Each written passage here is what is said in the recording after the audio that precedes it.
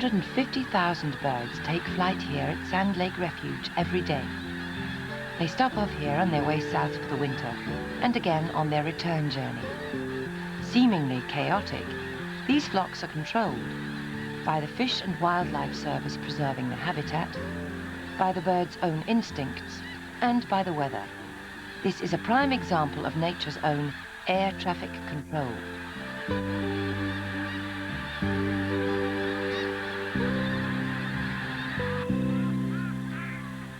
Sand Lake Refuge in South Dakota was established in 1935 to provide a stopping-off point for migrating wildfowl. Aided by the restoration of breeding grounds on the Canadian prairies, the North American duck population was increasing. It needed a chain of refuges along its migration routes. Sand Lake on the Central Flyway was one of the most important. Though it was created mainly for 250,000 ducks, snow geese in great numbers also began arriving there.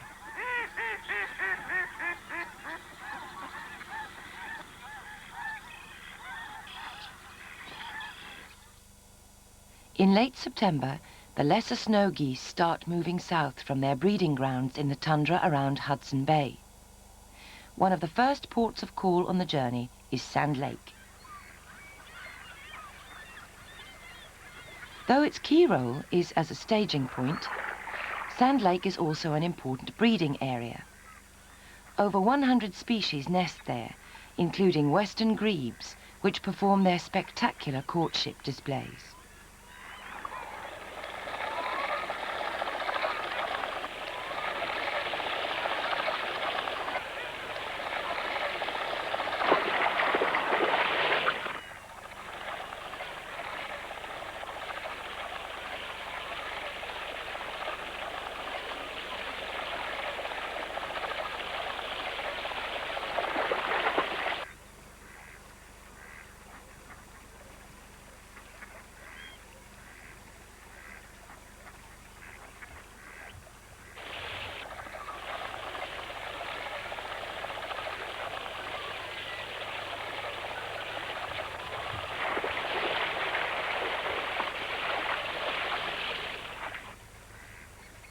These water-walking demonstrations often end in one partner offering the other a fish.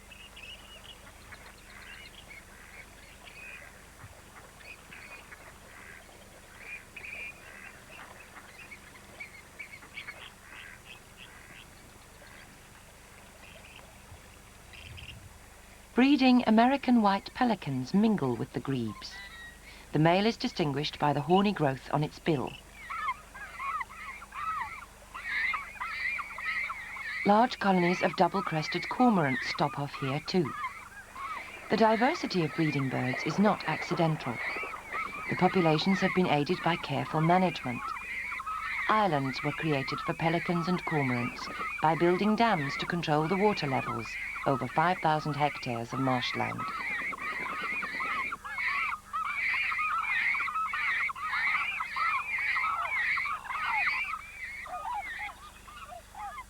Tundra swans nest far to the north, but the giant Canada geese are one of Sand Lake's great breeding successes. This race of Canada goose was close to extinction until a rearing program at the refuge enabled it to be released in the wild over much of its former range in North and South Dakota. Giant Canada geese now breed freely in the wild as well as on the refuge.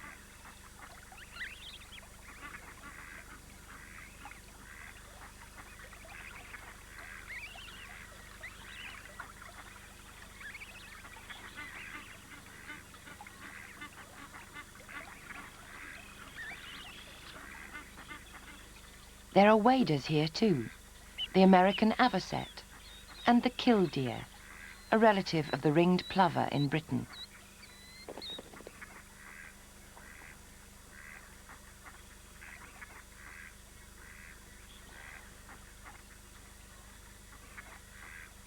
These birds and their nesting activities are typical of Sand Lake in spring.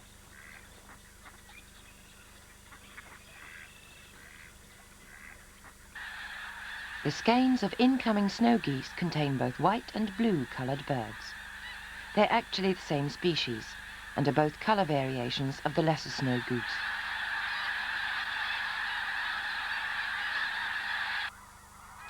The journey from the breeding colonies along the shores of Hudson Bay is over 1,600 kilometers, which takes the birds approximately 20 hours.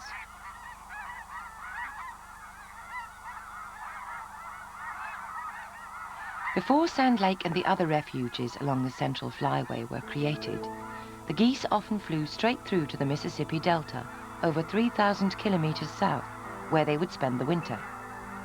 But the carefully managed reception that awaits them at Sand Lake is so attractive that most of them no longer make the migration non-stop. And so, in the early autumn, the first of the birds arrive.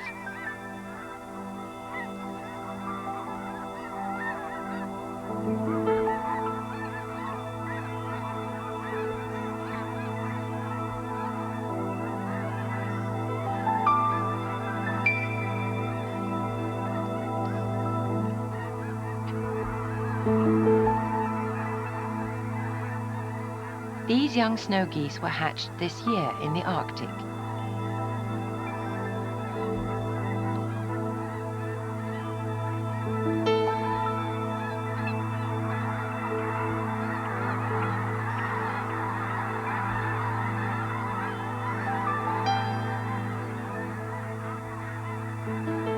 The proposed landing field down below them has been specially designed to lure them in. It consists of sweet corn. 730 hectares of the refuge are planted with crops to provide feed for these huge concentrations of migrating wildfowl. Ducks and geese between them can amount to over 500,000 birds.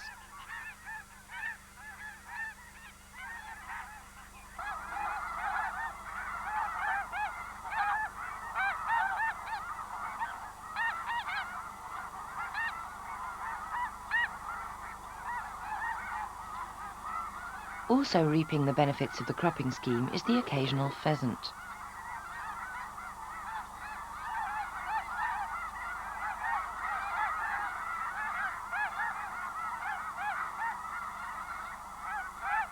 Government and local farmers provide all this free bird food on a sharecropping basis.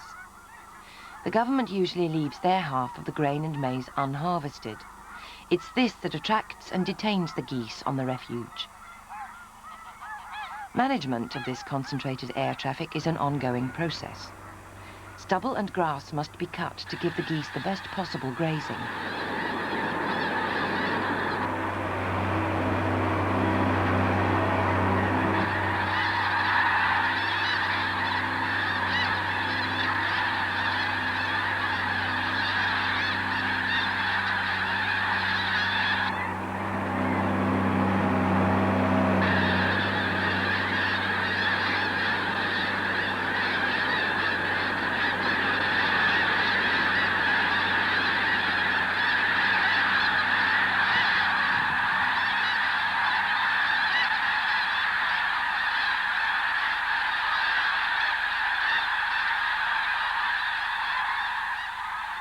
The flocks take wing whenever they are disturbed at their feeding grounds.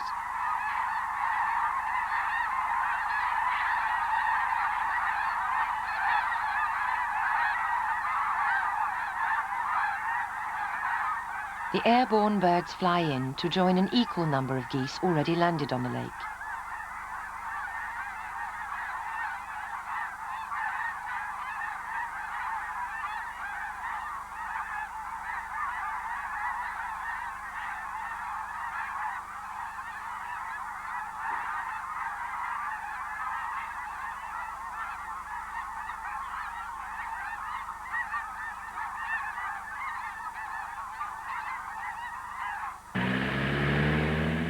Some of the grain is harvested by the refuge management to be scattered as supplementary feed when growing crops have been eaten. But this particular load is being distributed for a very special purpose.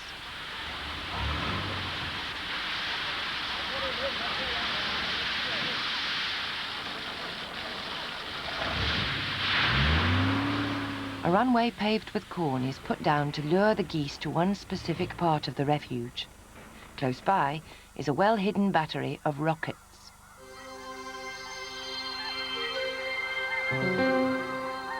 During their flights, the geese don't see the potential danger, but they do notice the food.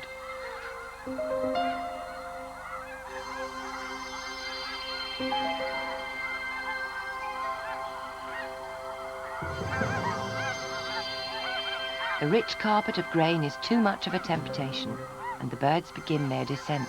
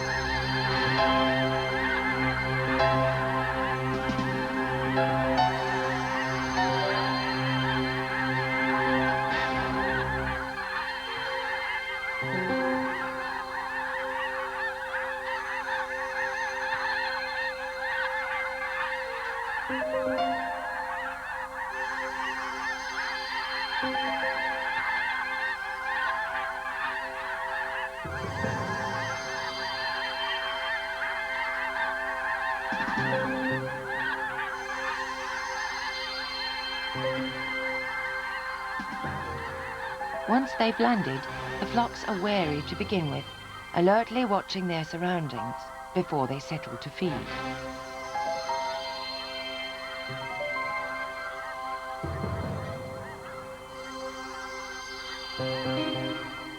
Numbers of mallard have been attracted too.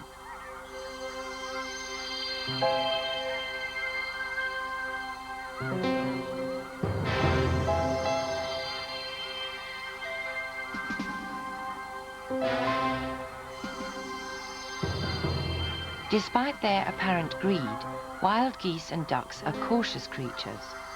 The flocks continue to be alert even while they are feeding. Already, the more nervous birds have sensed danger.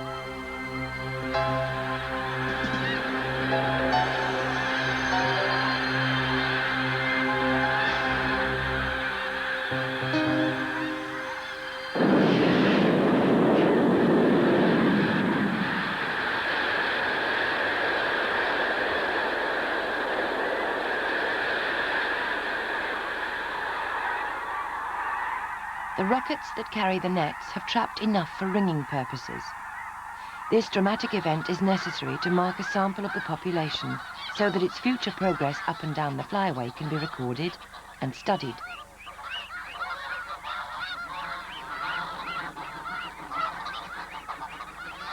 Once under the net, the geese soon calm down. The net is light and wild geese are resilient birds. The capture does them no harm.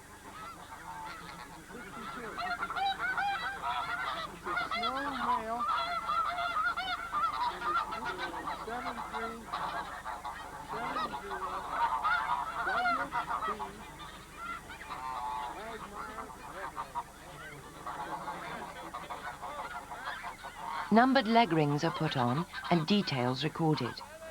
Leg rings are less intrusive to the geese and are favoured over neck bands. However, the neck band does have an advantage over the smaller leg ring. Its number can be seen by binoculars without having to recapture the bird to verify its identity.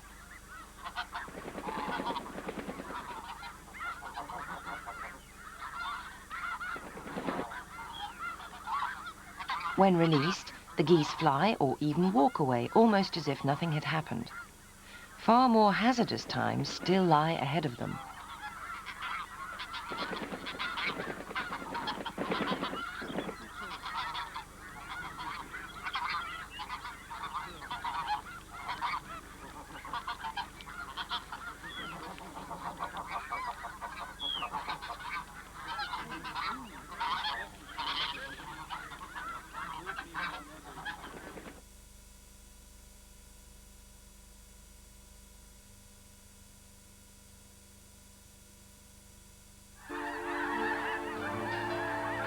As autumn turns into winter at Sand Lake Refuge, the snow and blue geese become more restless.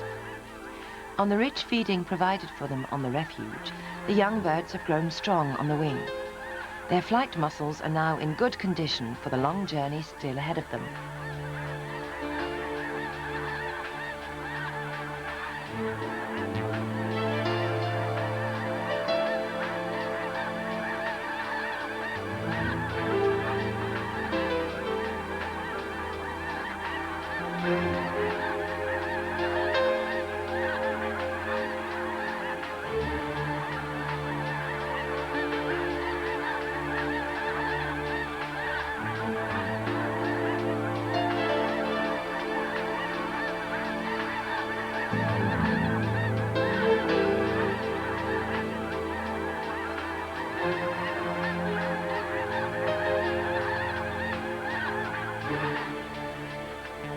As the crops specially grown on the refuge run out, the geese have to range further afield to find food.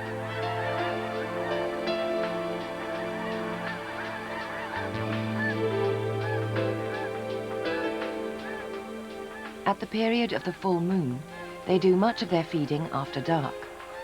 At sunset, the flocks move out to the feeding grounds.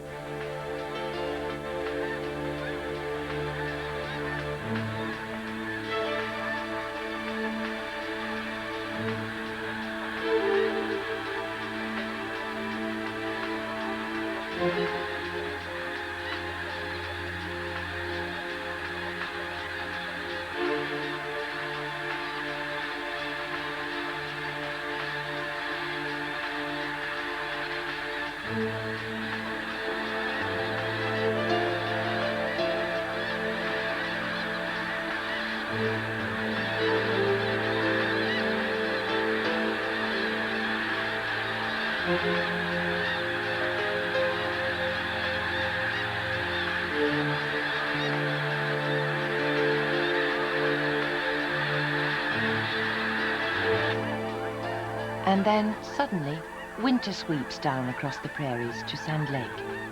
For the geese, it's now a question of finding food wherever they can.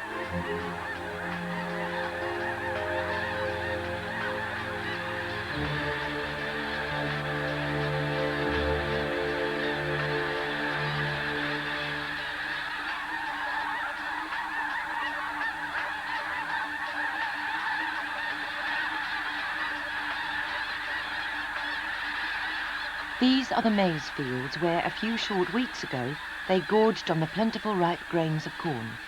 Now there's little remaining. But still they continue to converge here, attracted as always by the flocks already on the ground.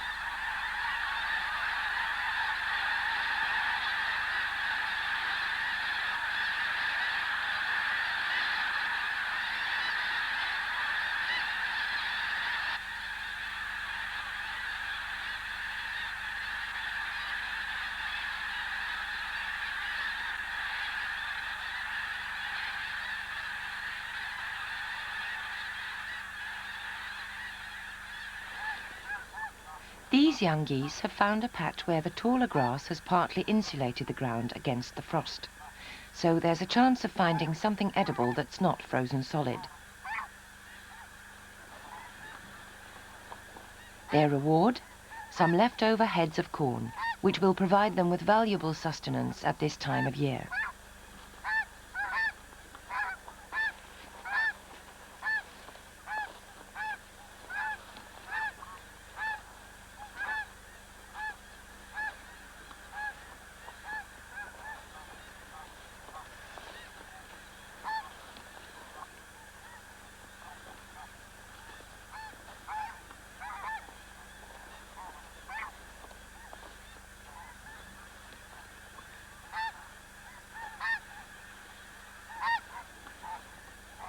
Geese usually feed on short grasses.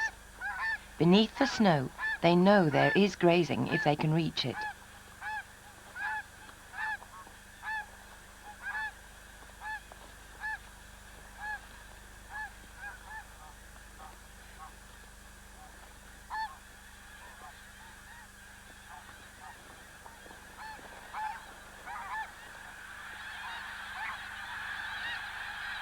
Geese not only need food, but secure resting places too. They like to roost on large open sheets of water where no predator can surprise them. The bitter winter that takes hold in the centre of the huge landmass of North America is denying them much of that roost. The lake is freezing over. Soon they will be forced to head further south.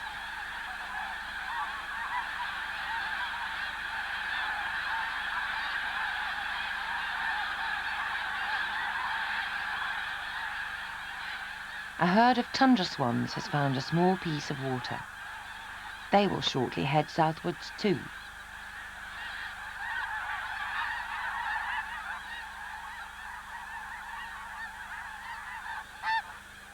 The winter sun has temporarily melted an area of the surface ice on the lake, but shortly after sunset it will have frozen over once again.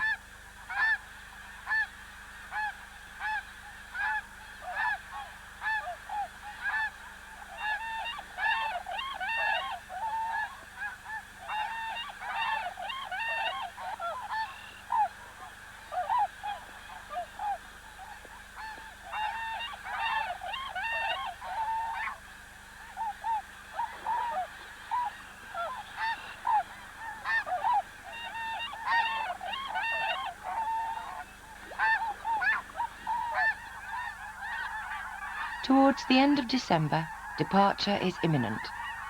Sand Lake has nothing more to offer 350,000 geese, whose final wintering ground still lies over 4,000 kilometers to the south, along the Louisiana coast.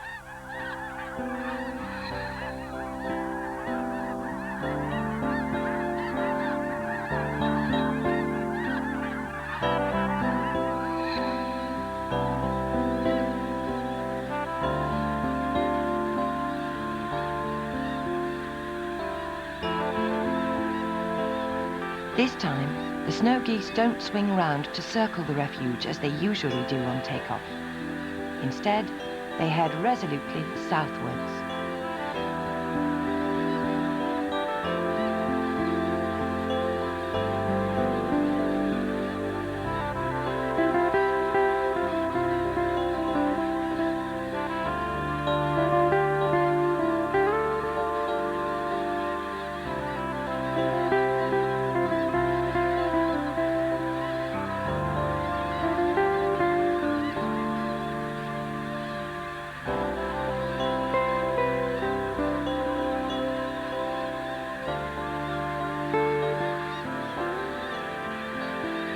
The snow geese will return in the spring on the flight to their Arctic breeding grounds.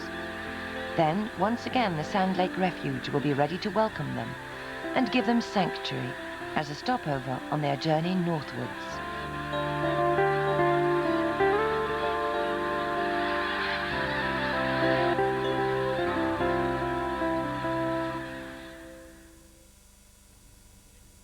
Tomorrow morning at 10, it's Flight to Freedom closer to home as we look at the effects of pollution on the bird life of the Shetland Islands.